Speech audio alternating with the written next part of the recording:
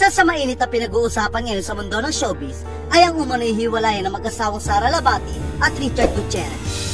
Maging sa social media ay pinagpipiestahan ng issue dahil marami ang nalulungkot at nangihinayang kung totoo nga na tinapos na nila Sara at Richard ang kanilang pagsasama. Siya nga ang itinuturong dahilan umano ng hiwalayan nila Sara at Richard.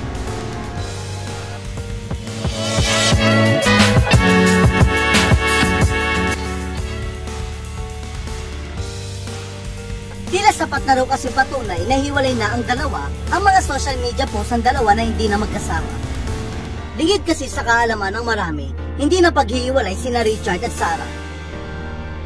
At sa bawat post nila sa social media ay talaga namang magkasama sila. Lagi rin nakatag ang isa't isa sa kanilang mga posts. Hanggang kamakailan lamang, napansin na marami na hindi na magkasama sa kanilang mga posts sina Sara at Richard. Bukod dito, tila may kanya-kanya na rin buhay ang dalawa. Sa kasalukuyan, nagbabakasyon sa Camarines Sur si Sara kasama ang kanilang mga anak na sina Zion at Kai. Samantala, nakapagtataka rin na wala si Richard sa kaarawan ni Sara.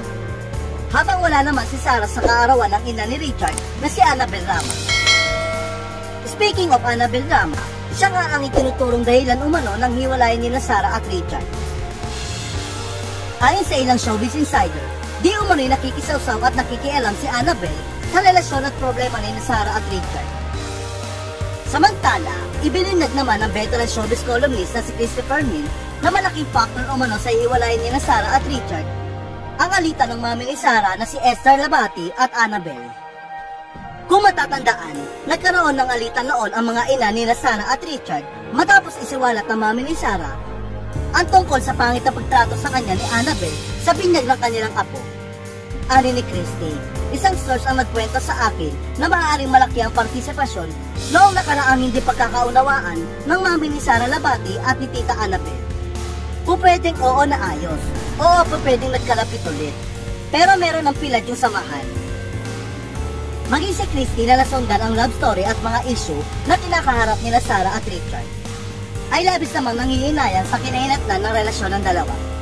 Giit pa niya, sayang umano dahil ipinaglaban nila Sara at Richard ang relasyon ng mga ito, lalo na sa mga magulang ni Richard. Payag pa ni Christy, pero alam ko, sayang na sayang to. Ipinaglaban nila yung relasyon na yan, at saka ang ganda ng samahan nila, no? Nakapanghihinayang talaga.